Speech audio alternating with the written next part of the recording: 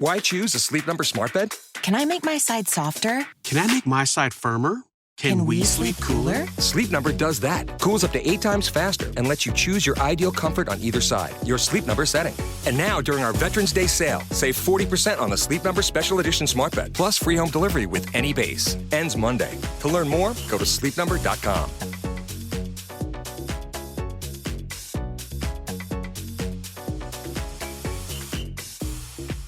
Hey everyone, and welcome to Real Life Real Crime Daily for Friday, November 24th, and I'm Jim Chapman.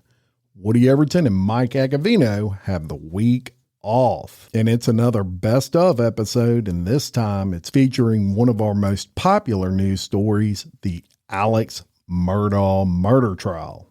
The Alex Murdaugh murder trial was the biggest trial of the year, and the Colton County Courthouse in Low Country, South Carolina, opened the case up for all of America to see. The Murdaugh trial single-handedly put court TV back on the map.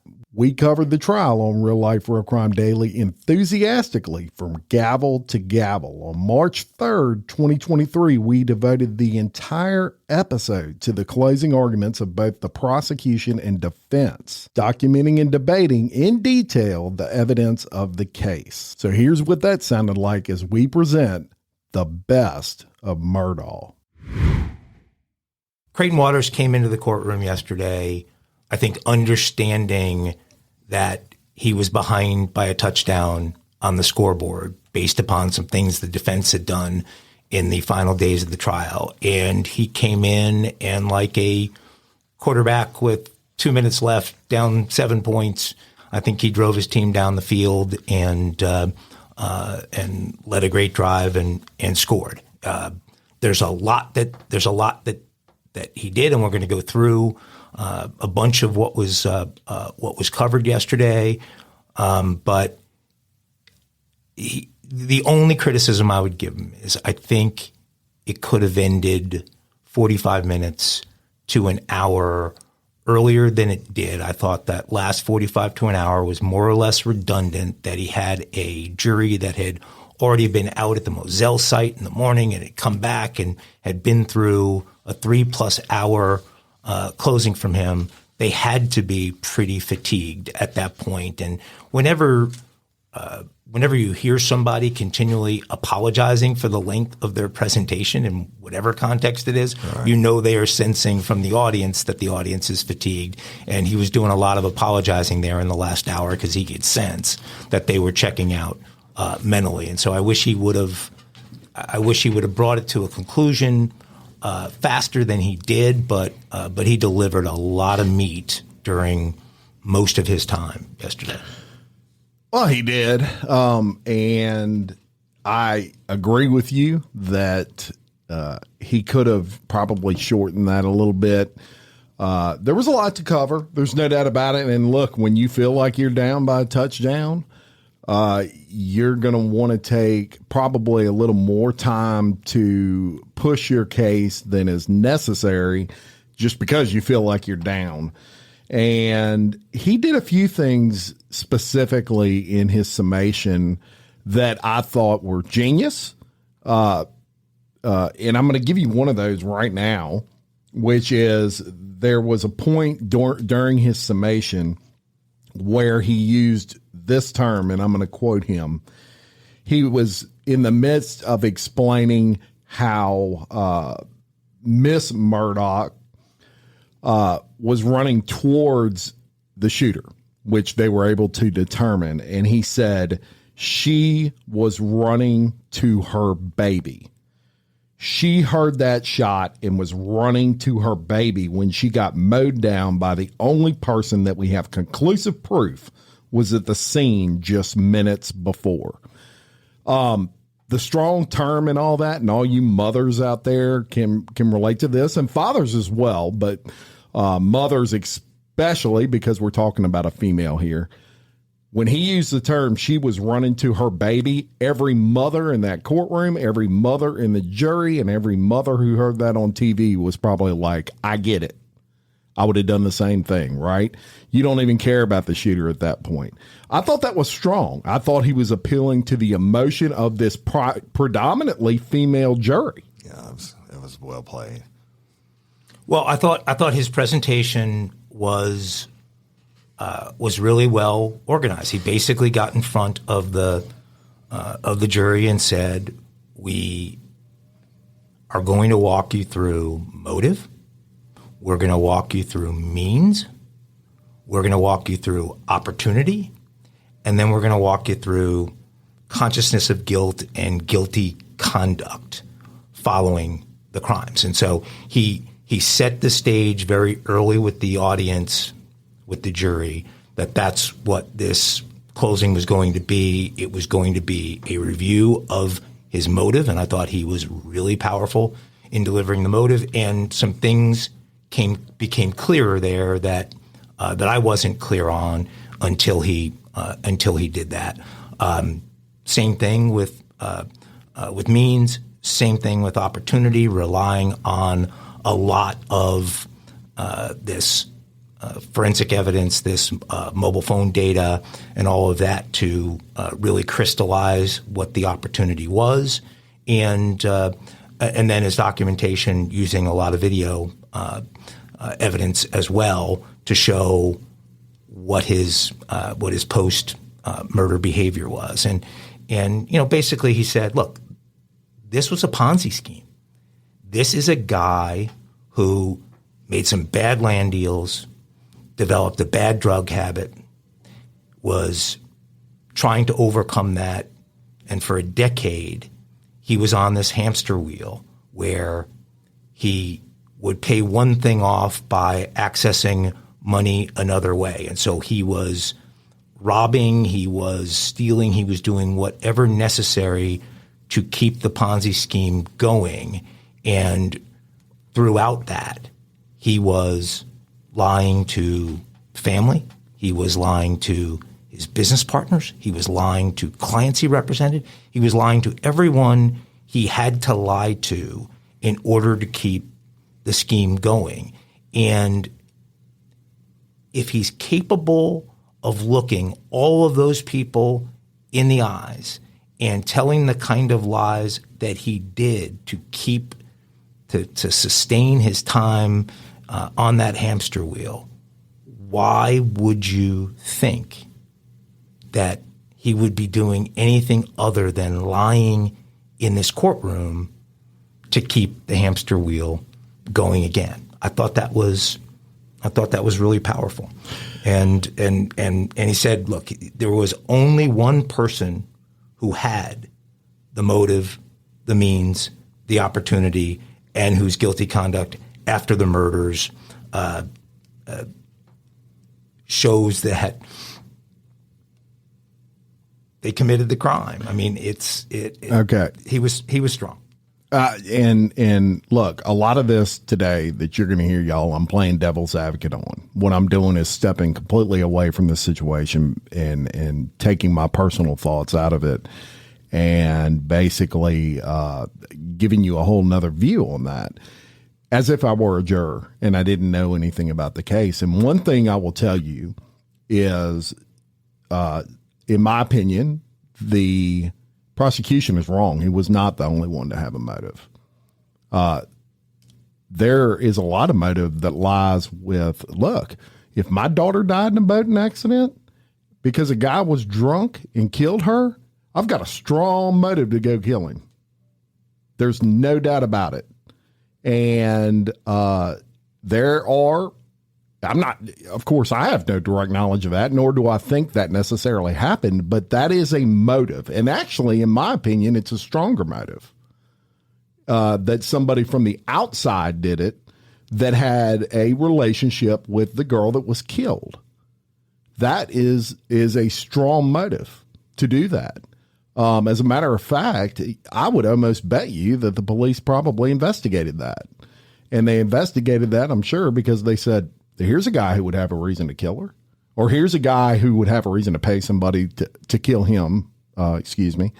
So For them to say he was the only one with a motive, I think was a stretch. I think they had to do it, and I agree with it relative to what they're going to have to say.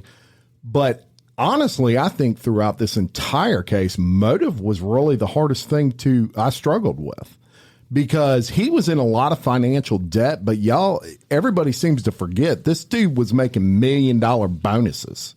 His bonuses on average were over $1 million a year. He was only $3-point-something million in debt. That's pretty easy to pay when you make $1 million a year.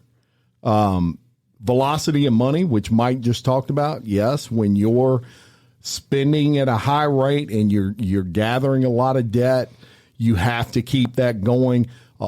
People have been in situations where they have credit cards. They've run up so high, they got to take another credit card to make a payment just to make the minimum payment on the card they have. Peter, pay Paul. That's right. And eventually that credit card shuts off, and that's when you're in a bind. Or you run it up to its limit and you can't pay the other credit card and you get in a bind. It's that situation on a huge scale. But I struggle with the amount of money this guy was making. It was in the amount of property he owned. He wasn't in as bad a financial position, I think, as they were painting it to be. Now, he was stealing from everybody on God's green earth. It looks pretty dire to me. All his debt combined was $3.4 million, according to what I saw. Let me tell you this real quick. He made 1.5. Forget it. You said motive. But one thing prosecution does not have to prove is motive. No, they don't. To prove it beyond a reasonable doubt. And they'll say that and probably when he gets up and redresses whatever defense is going to say today in their closing arguments. If he says anything about motive, he's like, my job's not to prove motive. It's to prove beyond a reasonable doubt. I'm just telling you. I know. No, I agree. I agree. But if I'm a juror, who are you to tell me what you have to prove to me? I may want to know the motive. Right. Yeah. You always want to know the motive. Right. Sometimes you don't know it. Right. You can't prove it. Yeah. Right. Yeah. This is a perfect case of that. I certainly think that it checks off a lot of boxes for him. The boy being dead, he's not responsible. On the lawsuit part, certainly he would have had, like y'all talked about, the land insurance or homeowners insurance where the maid allegedly falls. We know she was murdered, but it's not proven yet. But he got to pay out of some type. Plus, he's free of them too, and he might have had a squeeze on the side. The big thing, Waters talked about this gathering storm. That was the metaphor he used, that this was a storm gathering around him. And Mark Tinsley, who was the attorney hired by the Beach family to the Mallory Beach, the girl who died in the 2019 boating accident, was hired by her family, and he was seeking a settlement with Murdaugh. Murdaugh had one big problem, which is after the whole Satterfield situation and settlement, his insurance company dropped him. So he had no coverage. So he had nobody who was going to backstop him in any deal with Mallory Beach's family. Let me just finish. He told Tinsley, maybe I can scrounge $1 million together. Tinsley filed a motion to compel. That was the hearing was granted, not the motion, but the hearing to hear it out. And that hearing was ironically scheduled for June 10th, 2021. Now, if it had been granted, the motion to compel, that would have allowed for forensic accountants to come in and do a complete review of Alex's total financial picture, which would have exposed all of his financial crimes. And so there's money as a practical matter. Were there enough assets to sell off, to possibly cover the debts and come out, yeah, maybe that would have destroyed the family's reputation and, you know, all of those kinds of things. So he's trying to avoid something like that at all costs. But bigger than that, he had a line in the sand date that if that hearing went the wrong way, which I don't know, but call it a 50% chance it went the wrong way, then once that happened, there was 100% chance of him being completely undressed publicly. I agree. And I will say the lawyer from Mallory Beach totally impressed me. He's very tough and strong speaking, and he's seeking justice for his clients. And I thought he came off on the stand beautifully. To your point, if I'm recalling correctly, the insurance that he had would not cover watercraft. That was the issue. He had a policy that was canceled, and then he got another policy that was almost like an umbrella policy for his entire property. And the problem was it did not cover watercraft, for sure. Well, this was a big item yesterday, and he in effect didn't have insurance. You're right. he had no umbrella coverage. But his story was, I assumed my insurance to cover my property also covered my watercraft. But he didn't have insurance covering his property. Oh yeah, he did. They talked about it. They talked about they called the company, and the company said, we don't cover boating. We don't cover watercraft and things like that. But so he may have had a basic homeowners. He was that's what I'm saying. Okay, but he didn't have a policy that would pay out on a wrongful death suit. I'm agreeing with you. What I'm saying is his reasoning for all of that was, and he's lying. I mean, he's a lawyer. He would have known this. But Alex Murdaugh's story was, well, I assumed the policy I had, basically like my homeowner's policy, would cover that watercraft. Hey, y'all, let me tell you about Gobble. All Gobble meal kits are pre-prepped. That means less work for you and less waste in your kitchen.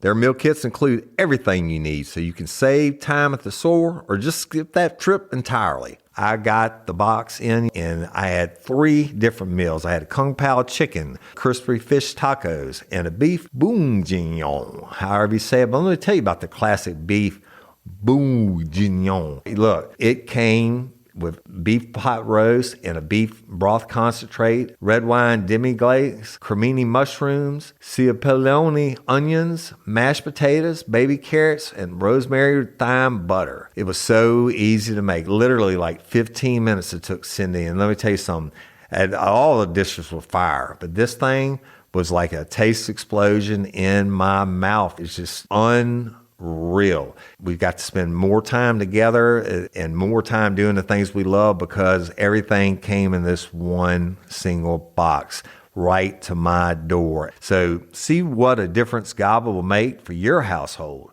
Right now, they're offering my listeners a fantastic limited time deal. You get $120 off across 4 boxes plus free shipping and free cookies. And let me tell you, those cookies, I ate one that was sin baked and it was delicious. Go to gobble.com/real life. That's GOBBLE.com/real life for $120 off your first 4 boxes. This offer is not available on the home site, so don't miss out. This is genius. It's taste explosions in your mouth like you never had. Hey ladies, are you feeling overwhelmed by hormonal changes? Well, you're definitely not alone. There are more than 1,000 hormone disruptors living in our environment right now. It's in your food, your water, the air you breathe, the clothes you wear, your skincare products. They all mess with your hormones.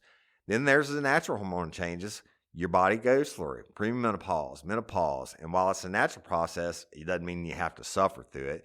The good news is you don't have to suffer through it anymore because now you have hormone harmony, a formula made only with herbal ingredients that are shown to reduce hormonal symptoms in women of all ages. Hormone Harmony is not just a hormone supporting supplement, it's become a phenomenon.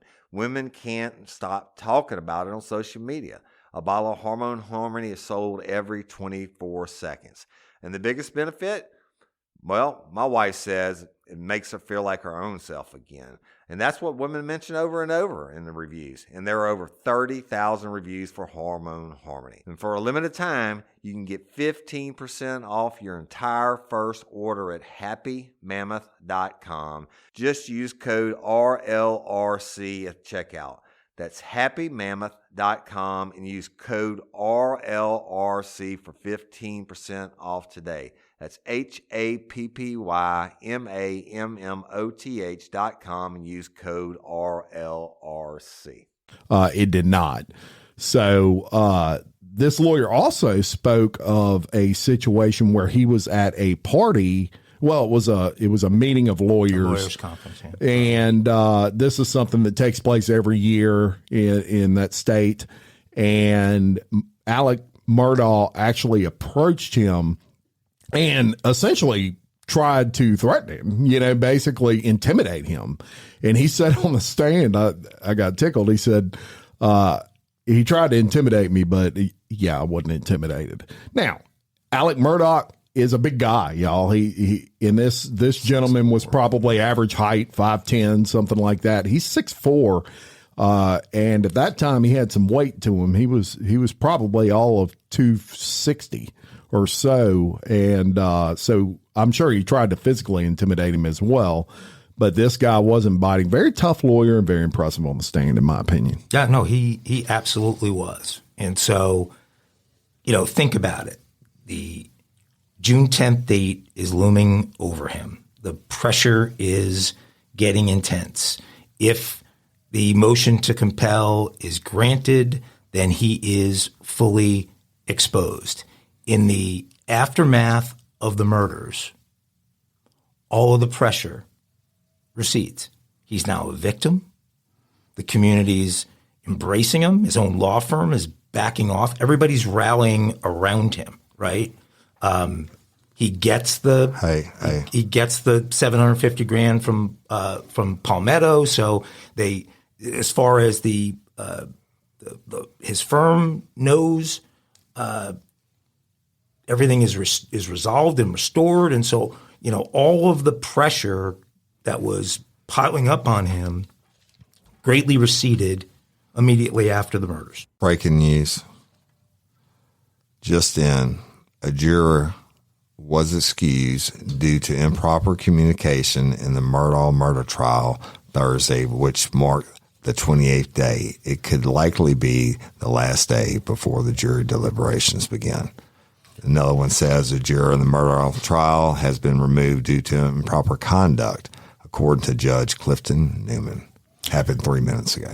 So what happens? I read his text. I didn't actually speak to him.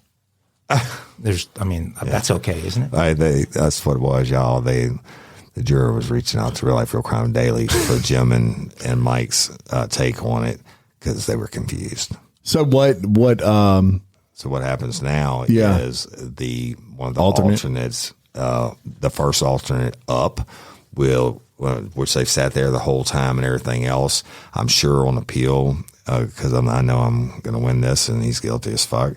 But they'll say that, that'll be raised on appeal anyway. Let's just hope a couple more don't go through. And it's worth noting that there's only a couple alternates left. They've already had one guy got sick and had to be brought to the hospital just yesterday after they returned from Moselle, and they had to plug in an alternate. I believe, I don't know how many alternates they had. I don't want to speculate, but I heard on the news they were down to like 2 alternates left. Now, if that happens, then that whole shit show is going to have to. Oh my God! Let's hope nothing else happens. They're right here at the end. Sorry to cut you off. I knew you would want to know that, Mike.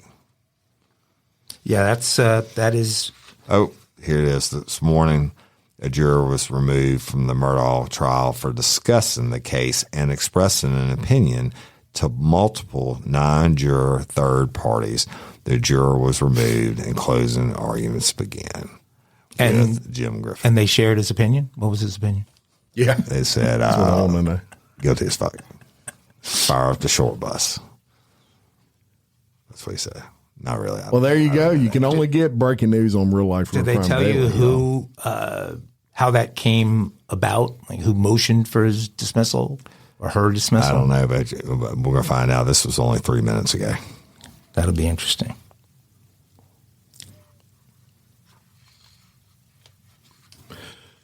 Very interesting. So as the prosecutor moved on in this trial, y'all, another thing that, I've had kind of a problem with since the beginning is the focus on the financial crimes that, look, Murdaugh, as his friends call him, was a total piece of shit. And nobody on this show for sure would debate that.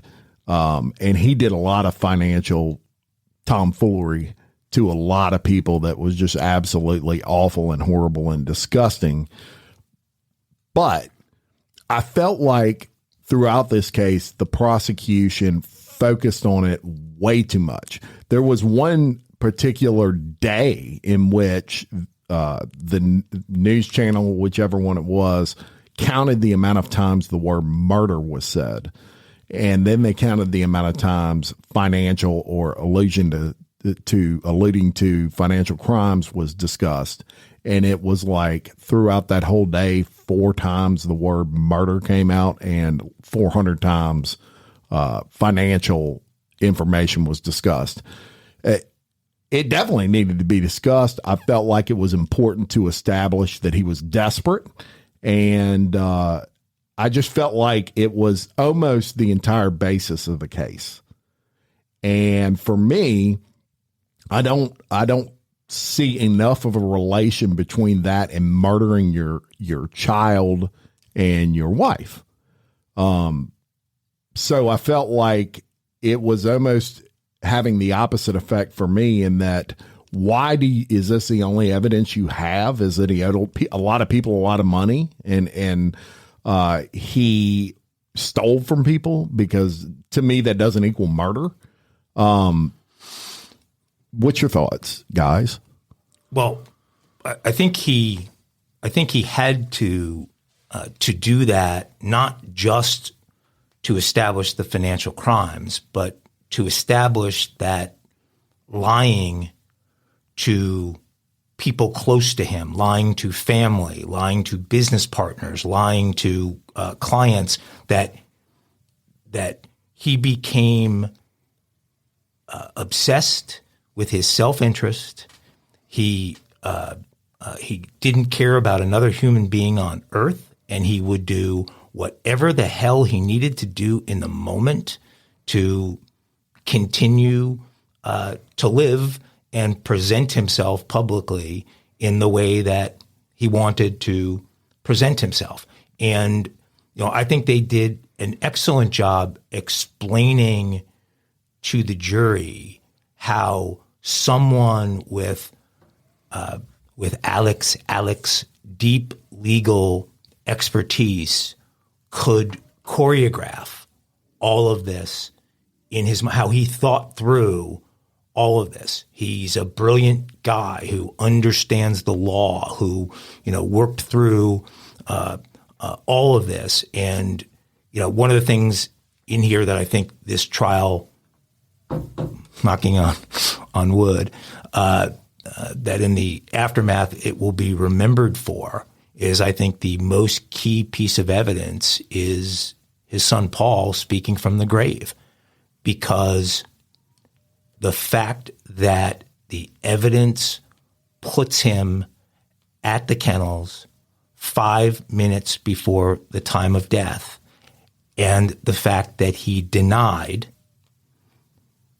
immediately, that night, in the days after, as late as August in an interview. And in that interview in August, he was told that Paul's friend Rogan thought he heard him when he was on the phone with Paul, when Paul was at the kennel. So he is asked numerous times by police whether he was there. He denied having been there, right? And then the police are not able to get, because I guess you've got to go through a shit ton of red tape before you can get access to someone's locked mobile phone. Especially someone that's deceased. So it wasn't until April of 22 that police get Paul's phone unlocked and they find the video, which was not sent. Okay, it never sent to Rogan, but that video from 8:44 p.m. clearly has Alex's voice in the video. And so once that came out, he had to address it, and he came up with what he always comes up with, a bullshit story to try and cover this thing he didn't plan on having to address. This is his son speaking from the grave with this video. Is my father was there, and now he's doing a combination of the paranoia from his opioids and his distrust of SLED, and those were the two reasons he didn't tell. And I thought, again, Waters did a great job yesterday of saying the most important thing you could have told police at any point during this, if you're an innocent man, is I was there just a few minutes before. Yeah. And you didn't. And the only reason you changed your story is because You got caught. we got caught. But Go ahead, Woody. you go ahead, because I have a totally different train of thought Okay. on what y'all were saying about the evidence in the jury. Okay, so I'm going to give you, and I went back and forth on this point, and Mike makes a good point here, and so did the prosecutor, and it did create a huge issue. They focused on this lie for probably 6 hours one day in this when they had Murdaugh on the stand, desperately trying to get Murdaugh to explain this away, which he could not. However, I'm going to give you just a couple of things he said about that lie. On the stand, he said that he had lied, and he had feared that acknowledging he was at the crime scene immediately before the murders would lead police to suspect he was the killer. Now, initially, I was like, Duh. yeah, that makes sense. I mean, I could see somebody panicking and saying, "Oh, I wasn't there." Then, and this is where I have a problem with Murdaugh in this statement. Then remembered I'm a dad, and I don't even want to put myself in that position, but if I were in any sort of position like that, I really wouldn't care what kind of light that put me in, or if they wanted to investigate me. Who gives a shit? I didn't certainly have anything to do with this, and I would have told the truth.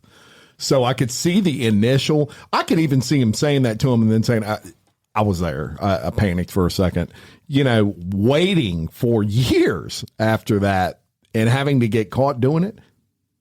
That's a big point. I agree with you. Let me throw y'all for a loop, okay? 30 years of being involved in jury trials, which you're not seeing, but you're saying it, but you're not seeing, and you're not thinking about this. Everything that's been said, the lies, the pill use, the stealing, all this shit is for one reason. Because even though they say it's the jury, your peers, there's not 12 people in that box, or now with the alternate in that box, there are Alex Murdaugh's peers. They are regular people, citizens who, first of all, don't make millions of dollars a year, even if they're stealing or not, to not even ever been involved in one murder case, much less having, someone you hired to kill you and they didn't go through and all this. All these things are doing is shocking regular John Q, who's sitting on that jury. And at the end of the day, when they get back there, they're going to be like, holy fuck, how in the, yes, he's a piece of shit. That is going to be the biggest part where they're going to think that in their brains, they're going to be like, there's no way logically this guy didn't do it. But it's going to be all these things. The prosecutors throwing all shit at the wall, hoping all of you used to be in pain. Let's say there's a kid painting the wall and they don't have a brush. They're just slinging paint at the wall and hoping some of it stick and cover up. I'm telling you, those jurors are going to make him pay for it. Everything that's been said is they're hoping there's one little dart that sticks in the mind that shocks their senses so hard they'd be like, fuck that, he's guilty. I'm just telling you my point. Yeah, and I don't think he's actually throwing shit against the wall. I think he is very artfully placing brick on top of brick on top of brick. That may have been a bad metaphor. What I'm saying is, yes, he's trying to build a strong brick wall. What I'm saying is everything, every single thing that they said that's negative about him, and he even gets up there and tries to, and did a pretty good job for John Q. Public, that he gets out in front of us and said, yeah, I'm guilty of that, I'm guilty of that, I'm guilty of that. But still, when they go back in that jury room and they're sitting around that table, they're going to be like, fuck me. I've never heard any crazy shit like this in my life. Totality of circumstances, they're going to come back and find me guilty. Well, let's play we're in that jury room. Yeah. Okay, because what would we have to think happened? What's the scenario here that's different than Alex having done this? What? Oh, there's several. Wait, Okay. were you saying to get a not guilty? Yeah. Well, like who? How else could this have happened? Because there are some really key people. I mean, the family's guns are used, right? No. Yes. No. Yes. No. Yes. No. They've never proved that was the family's gun. They proved the family owned similar guns. What the guns that are They've missing? never found the guns. I know, but listen. Yeah, I understand where you come from. You got to understand what I just said. At the end of the day, when they take everything else, just because the guns are missing, they talked about his favorite Benelli shotgun and the short rifle, They just happened to go missing. Him and his homie just shot, last year, whatever it may be. That, okay, they didn't prove it. In the spring, not last year. Okay, they didn't prove it, but guess what? That jury, they take it at totality of circumstances. They're going to be like, is this a coincidence just like everything else? I think not. Guilty. I understand. But I think the better way to ask the question you used to ask, Mike, was each juror to go around, you go around the room and you say, what problems do you have with the case? Well, the first thing they what do are, assuming somebody was saying, I don't think he did it. Okay. Well, why don't you think he did it? What are the problems with that? I think what will come up is the fact that there were two guns. I'm sorry, that's not practical in my mind. That doesn't. I know that the prosecution tried to say, well, he's a lawyer and he's smart and he knew if he had two guns that it would throw people off as to if there was one person. Yes, hindsight is 20/20, and that's certainly. But is someone really going to have that frame of mind if they're about to kill their wife and child? I don't know. Yeah, if they're going to kill the wife and child, they planned it. And he went to his mama's house and did all that shit. That's planned, man. If you think I'm not two guns, I'd be smart enough to do it. That certainly would have thrown law enforcement for the loop. And then it's the reason we're talking about it now. The dude's smart if he's nothing else. And I don't dispute that. The the fact that those specific type of weapons are missing, actually, you're right. It doesn't prove anything. Guess what? If I'm prosecutor, when I get done today, I'm going to address that point. I'm going to say there's no such thing as this many coincidences. Well, and it's not, and he's smart enough. He learned from his past mistake of getting Joe Blow to shoot him, and he didn't kill him. He'd had time enough to plan it out. He goes to his mom's afterwards, comes back, makes the 911 call, and gets fucked up on saying checked the pulse ahead of time or didn't check it ahead of time. It's 1.5 seconds, whatever the fuck. He's smart. Guess what? There is no such thing as a perfect crime, and he isn't getting away with it. But let's talk about this for a second. Where are the guns? Fuck, if I'm at swim, someone who isn't me, ever had an involvement in a case that involved a gun, I could promise you that pistol is in 17 different pieces in 17 different bodies of water in 8 different parishes. But he didn't have time for that. Wait. We didn't have time that night for that, but he had time. Wait. If I'm planning it out, I already know that I got the 2 weapons there, and I'm going to kill them, whether I get rid of them on the way to my mom's house or whatever it may be, or I'm going to have a place that I can run out in the woods and hide be outside the crime scene tape, hide them in, and go back and get them at a later date and destroy them. You better believe if he's smart enough to think about having 2 weapons, he already knew how he's going to get rid of the weapons. He ain't going down to the pawn shop and pawn them.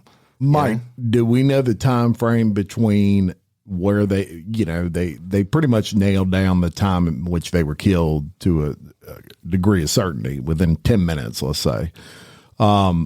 Do they know a time frame? No, I think they know what time the phones were. Was it? They know both phones locked dead at 8:49 something. Okay. And they know the video was taken at 8:44 something. 5 minutes before. So about a 5-minute time frame. They have him on location within 5 minutes. But not only that, it takes a minute or so for those phones to actually lock off from the last time that they were used. So it's shorter than a 5-minute period. So what's important to me to know is if you can nail that down between 5 minutes, one way or the other, what was the time that the 911 call was made? That was at... Well, the 911 call isn't made until after he comes back from after, which is 10 something at night. So there's an hour after he goes to his mother. He kills them. I'm damn sure taking those weapons with me, and I know what rivers I'm going to throw them in, and I'm not throwing them in the same one.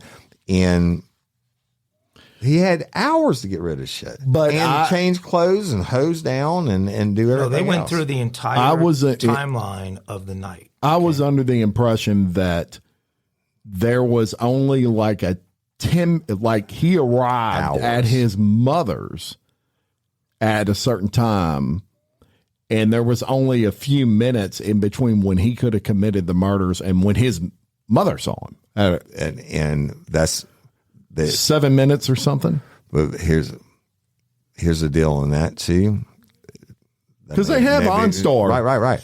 But the deal on that is, homie's got strobes if he needs to. He ain't worried about getting stopped.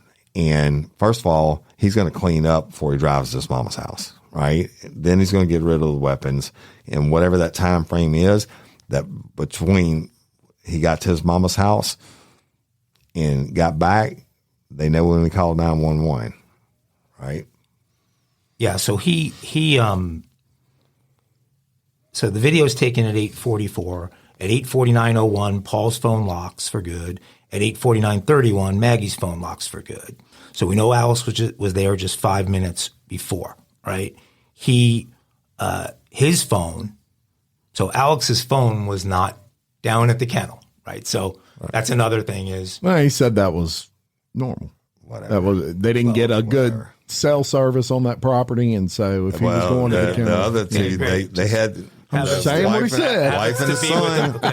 Wife and a son had cell service there. And so at 9:03, his phone starts to show movement again. 283 steps are taken by him in a couple minute period around 9:03. So that's scrambling around the scrambling to clean up, scrambling, doing whatever, and then getting en route to his that is mom's also house. a concern. Yes. Yeah, and then getting en route to his mama's house, where she said he was there for X amount of time, but they proved that he's lying about that. Also, he wasn't there for that length of time, and then he has to come back and make the 911 calls. Well, the other thing is, spark something uncommon this holiday with just the right gift from Uncommon Goods. The busy holiday season is here, and Uncommon Goods makes it less stressful with incredible hand-picked gifts for everyone on your list, all in one spot. Gifts that spark joy, wonder, delight, and that's exactly what I wanted feeling. Hey, y'all, I ordered a super cool piece. It's a candle with a sculpture of an LSU's Tiger Stadium on top of it.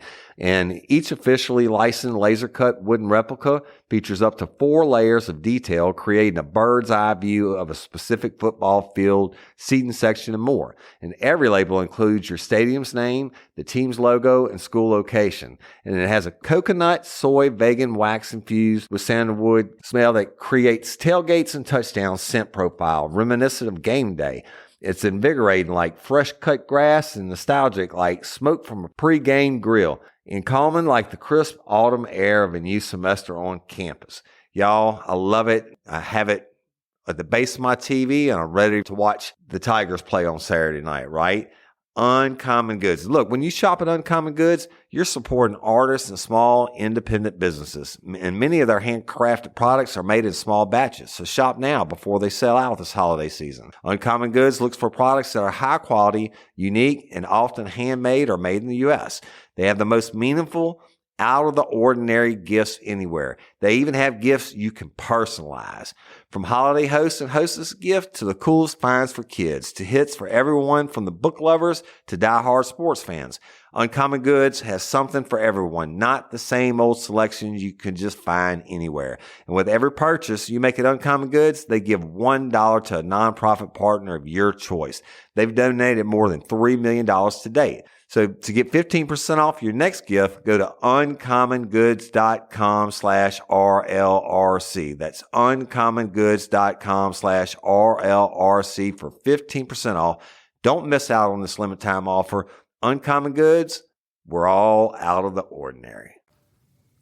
if he's there and he immediately, after the video, goes back to the house, they clocked the average speed of the golf cart back to the house, and it's a 4 to 5 minute trip, right? So he would have been back at the main house at 8:49 at the time of the murders. You don't hear those shots, right?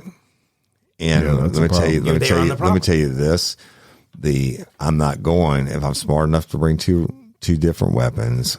I'm smart enough to already know where I'm going to get cleaned up at. I ain't cleaning up in my house where they can send a crime scene and use luminol and everything else. It may be in the dog kennel where the hose was moved. It may be wherever my shit is planned out. You don't kill your wife and your kid, bring two different weapons, drive to your mama's house, do all this shit. It was all planned out. The problem is there is no such thing as a perfect crime. I'm attorney Gordon McKernan. I want to let you know that we have a local office in Baton Rouge that is able to handle your case with care and attention. After being in an accident, the last thing you want to do is travel. Our local hometown attorneys are here to ensure you receive the highest quality legal service and help get you the compensation you deserve. Reach out to our team of local attorneys to handle your case. Call us at 225-888-8888. Get going. Hey, get it done. Get going. Results may vary according to the facts of each case. Baton Rouge, LA 22-13-644. Let me answer this question, though, for Mike, because they answered that question regarding the hearing. They actually performed a test where they shot similar weapons from the crime scene with someone inside the house that was measuring decibels. I've done when you're inside the house, it only measured 30 decibels. So it's very possible he wouldn't have heard that if he was in the house. When you're outside the house, it measured over 100 decibels. So if he was outside the house, he absolutely would have heard it. But even the experts that they brought on said if you're inside the house, it would have been very hard to hear those shots. And apparently, it's well I'm telling insulated you, or whatever. The people in the jury are calling bullshit on that because some of them are at least from the country. I have a place in the country, and even though it's a muffled sound, I know when somebody's shooting on one of the surrounding properties, which could be up to 200 acres away. I think that depends on how insulated the house is. Okay, so 30 decibels is 30 decibels. Just give me your feedback on this on this timeline. I can't. Okay, so at 9:07, he leaves Moselle to go to Alameda. He's clocked at 74 miles an hour. Yep. On his way to Alameda. Shit, Woody goes 80. Okay. Actually, He's last time I got pulled over, I was talking to you. He's exhibiting call behavior that's unlike his normal phone records. He doesn't do this normally, where he is dialing out like crazy, right? Building his alibi. So he's making calls to Chris Wilson. He's calling Maggie. He's calling Paul. He's making all of these phone calls while he's on his way to Alameda. He gets to Alameda at 9:22. He makes it in 15 minutes. Now, he's going there to see his... At 9 o'clock at night. Okay, he's going there to see How old is she? She's got to be in her 80s. So he gets there at 9:22, but he takes 197 steps between 9:22 and 9:32 before he enters the house. Probably got rid of clothes and everything he gets else. There, he's going in a rush late at night to go see his, his mother, right? But he takes 197 steps and stays outside for 10 minutes before he does it. He gets stashed his shit then. Okay, and then at. Well, fuck that! I wouldn't drive all that weird shit in my car. I'd have got rid of it on the way. But whatever. Well, he had to clean off. He had to maybe. clean the tarp right. / raincoat, whatever. And he does all of that, and he is back at Moselle at 10:01. And what was the distance? Back at Moselle at 10:01, and it was 15 minutes to get there. So assume something like 15 minutes to get back. That means he spent all of 10 minutes at his mom inside. And didn't he say he spent a half hour or some shit like that? You what? Well, and he tried to get the caretaker to say it was longer, and so no one agreed with totality of circumstances with his timeline there. And then when he gets back to Moselle, he arrives at the kennel at 10:05:57. So this would be when he supposedly finds the bodies for the first time.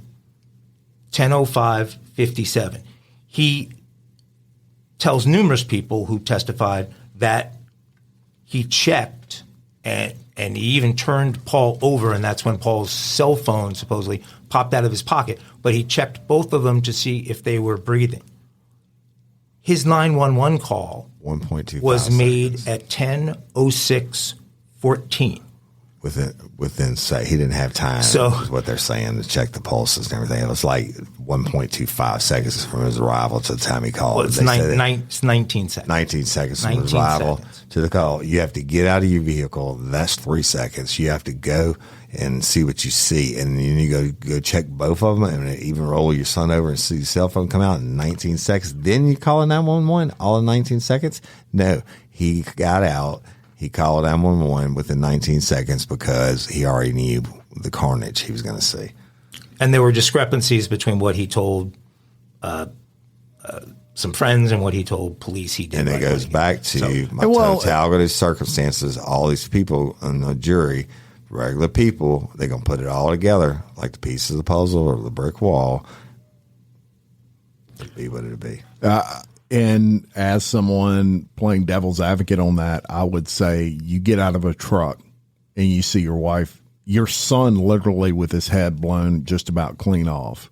You see your wife also killed, shot 5 times with a assault rifle. My first statement to that would be, I don't know what I did. My mind was fucked. And how could anybody expect somebody to be able to recall these intricate details of when I did this and when I did that at a crime scene when I've got my entire family dead? You just made your own case. They can't expect him to do it. He did it, and he lied continuously about it because he's a fucking murderer. You're absolutely right. Nobody would remember that. That would have thrown the biggest red flag for me as an investigator. If he could tell me, oh, I did this and I did this, and then I could go back and verify on the timelines. A regular person wouldn't. I'd be sitting there throwing up. Oh, yeah. Seeing my dead kids exactly. and everything else. Block it out totally. You can't. Right. He did it because he's fucking lying. And that's why you should have been on the prosecution. Because that's a great point. These motherfuckers wouldn't want me to do this case. They didn't hammer that. Yeah. And what he said is actually a great point. Nobody. What you said was a great point. Yeah. I just readdressed it for you. But you tied that together, and the prosecution should have done that. How can you remember all of that? But they took it the other direction. They said he can remember everything except for this particular part of it. And this is a guy that they kept using the term had a photographic memory, which he came back with, I've never said that. You said that. Well, but they bucketed that with he couldn't remember being at the kennel at 8:44. He couldn't. It wasn't just that particular moment. It was numerous moments that were key moments throughout. That all of a sudden his memory for detail and the photographic memory, whatever, escaped him at these critical moments. But look, what human being wouldn't collapse in the face of that? Right. Wouldn't take a long time to be composed enough to make a 911 call. Right. I mean, there's right. I don't even know. I've never met those people in my life. If I came up on that scene, I would panic. Let me tell you and something. I'm just This is outside. John Q. citizen. I'm going to give y'all a scenario. It's a true scenario. All my years of training, experience, working death scenes, everything, all of it, being shot at, being on a SWAT team, being in the military, all my high pressure situations, and having to make instant split second decisions. I'm going to go back. Courtney Coco's murder trial. When I got back, I was walking into my hotel room, and I'd asked them to clean my room that day. I never get them to do it the first 2 days I'm there. And when I left out, I said, things off. I need my room cleaned today. Went with the family after court to whatever Texas Roadhouse is in the parking lot of my hotel, and had like 2 beers and ordered dinner and went back to my room. Get my shit, open the key, walk in the room. I look to my left. I see towels. The bathroom obviously wasn't clean. I see towels hanging and kind of over the corner on a stack. I'm looking in my room. I always get 2 double beds when I travel out of town. I keep my suitcase on one. I had my recording equipment there, but there was pizza boxes from night before, or the 2 days empty trash from the days before. And I look at the bed that I sleep in, and the covers are pulled up, but it's not made up. It's got big lumps in it and shit, like, just hurriedly pull the covers up. I walk up to the bed. I'm still not thinking. I'm getting undressed. I got my wings. I'm about to lay down and eat and get some sleep. I pull back the covers, and I see that big wad of pubic hairs right on my thing. You know what I did? All my training experience in the world, I freaked the fuck out. I grabbed that shit, and I was like, ugh, and went and threw it in the toilet. I didn't flush it, thank God. But I'm just saying, your mom would have told you don't touch it, right? Yeah, but I'm also, in retrospect, I shouldn't have touched it or did whatever, but I freaked out. And what do you think this dude should have done when he gets there? You're going to freak out. You're not calling 911 within 19 seconds. You're going to touch your low ends. You're going to cry. You're going to throw up. You're going to fall to your knees. You're going to do whatever. I agree with that. It didn't happen. 3 outfit changes Yeah. that day. Right. I could see the one if he had blood and it was his family's blood on his clothing, whether he was guilty or innocent. I can see him not wanting to have that on his clothes. There are pictures of him in 3 different shirts from that day. The first shirt. I used to know He's a not. guy that changed several times a day. Okay, but he didn't lose his shirt, did he? Right. No. They never found the shirt. Yeah. Yeah, that's questionable. Is it? And I mean, again, hey, I agree with you. The regular That's a people red sitting flag. on the jury going like, shit. I'll tell you what, like when I go to my place in the woods and I get there, Thursday evening, Friday evening, whenever it is, I like that secret thing I went out of town for. So I showed up at this place, nicely dressed, in my country place, nicely dressed. My boys are there at the bar, the headquarters is what I call it. And they said, look at him, all cleaned up and clean shaven and dressed nice. And my other buddy said, wait till you see him on Monday when he leaves. I might not change clothes all weekend, right? And this dude changed in 3 days and 12 jury members, they're going to be like, that's some bullshit. And you can't find one of the items of clothing. That is a great point. So let me just bring up one more issue that I had, and I think this is the strongest. As far as the defense, this is their strongest defense they would have for the entire. The defense would have loved to case. have you as a juror. They'd have fought to keep you on the jury. Well, I think he's doing devil's advocate. I'm playing devil's advocate here. I mean, No. I meant to tell you this the other day. Yeah. When we were recording, I was like, he would be the perfect defense juror. well, because I question you everything. I get yes. it. I'm not saying as a No, negative. no, I get it. I get it. Well, I'm totally unbiased, and I'm stepping out of everything and just saying what makes sense. Here's the biggest problem I have with the whole case that I think the defense has a little bit of something to hang their hat on. I'm like, y'all can't see me, but I'm actually straightening up right now in the chair because I'm so ready to let this out because it bothers me a lot. I'm ready to hear this motherfucker. Where Paul Murdaugh was shot, y'all, this is a very, very small area. You have a long arm rifle, a shotgun, as a matter of fact. Now, Murdaugh, let me make my case. Murdaugh, they had tons of shotguns. Here's the problem with shotguns. When you shoot someone with a shotgun, there's no way to tie it to a specific shotgun because it's a shell that comes out, and the BBs are actually what hits the person that's being shot. The shell doesn't come out, just the, it ejects it's a out. wad, Yeah. and BBs come out. The shell stays in. The shell stays in. You can eject it. Correct. But there's no way with a AR-15, for example, if you fire it, there will be bores inside that bullet, and those bores can be matched to that specific weapon. Striation marks. striations. like how Maggie's was matched to Yes. stuff on the shooting So let me range. finish this point.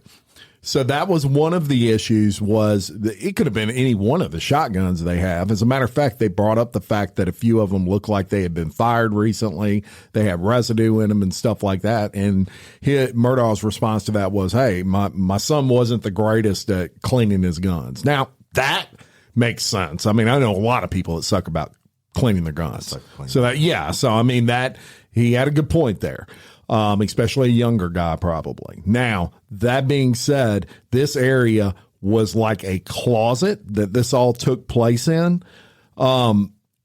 It is definitely possible, but very impractical that this 6'4" guy, in my opinion, was the only shooter. And that is, he would have had to really be in an awkward position to do this.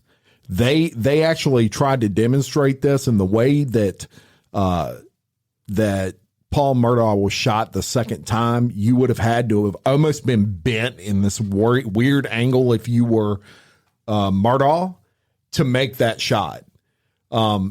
As a matter of fact, both the experts, and yes, they're experts for the defense, but both these experts, who are very highly respected folks in that community, stated it is so impractical. It's almost outside the realm of possibility that would have happened like that. They have BBs stuck in the ceiling.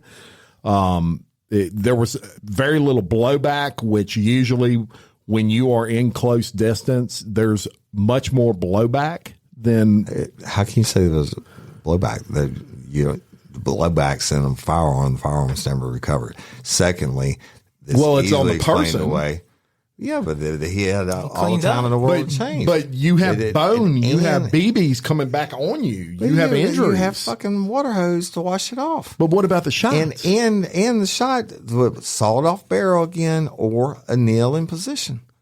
Everything can be explained away. I mean, everything can be explained. It's definitely in the realm of possibility. It's just impractical. Look at Lee Harvey Oswald and the magic bullet theory. I'm going to tell you something.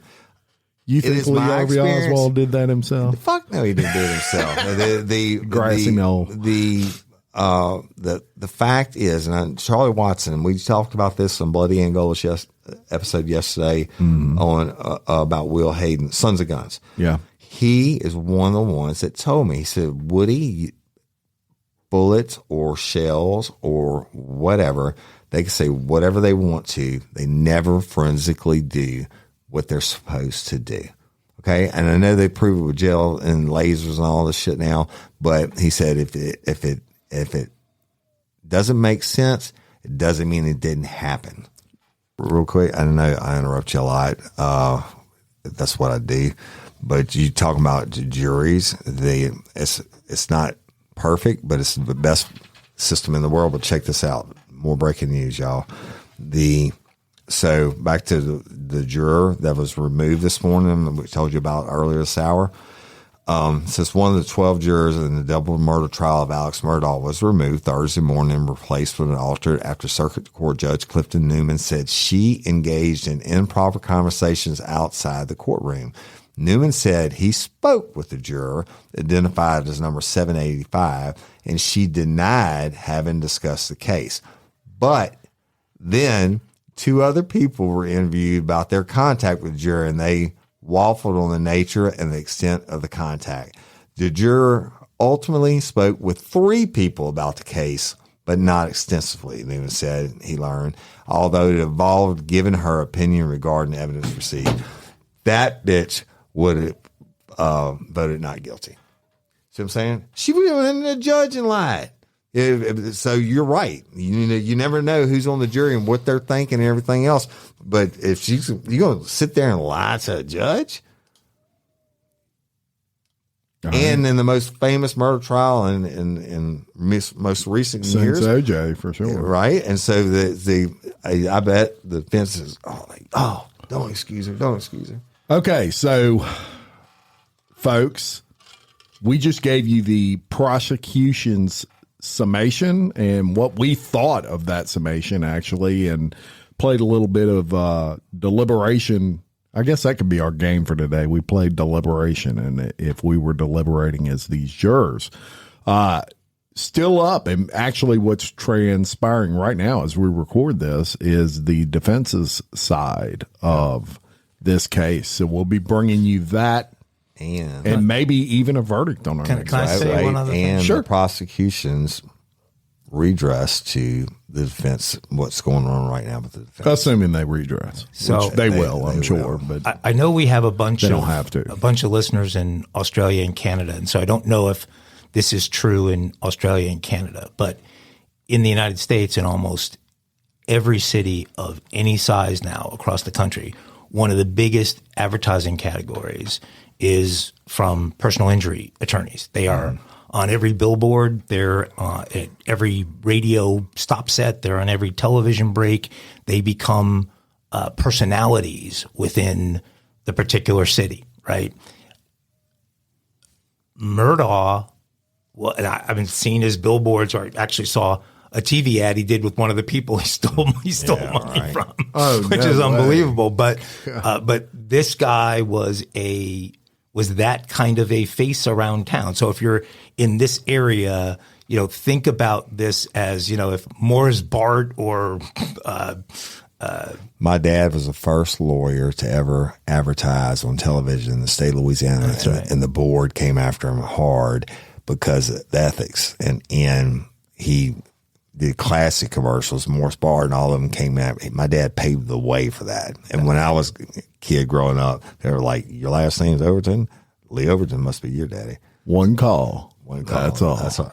Yeah, Morse Bar. So these jurors, this guy is the whatever all these guys have slogans. That was your dad's, the Dudley DeBosier guys. What's their? My dad's Look, we're giving a lot of people some free advertising. My dad's was, he's long since retired, it's the only fair way. Okay, so I wonder how that plays into these jurors. If this was happening in this area, Spencer Callahan is on. How is that playing out in the jury? It only takes one, and I think sane people can sit around a table, look at this enormous pile of circumstantial evidence, look at this human being who obviously had an evil core and put himself above every other human on the planet. He was willing to lie, cheat, steal, and I certainly believe murder to protect his self-interest, or what he thought was in his self-interest. But is the jury going to find, or 12 people going to find the strength to guess what? To say that? We're going to find out, and I would absolutely pay the money if it's not guilty for the cases or by y'all's cases if I never have to talk about this shit again, other than guilty, not guilty, the defense summation. It's everything that's been said that can be said.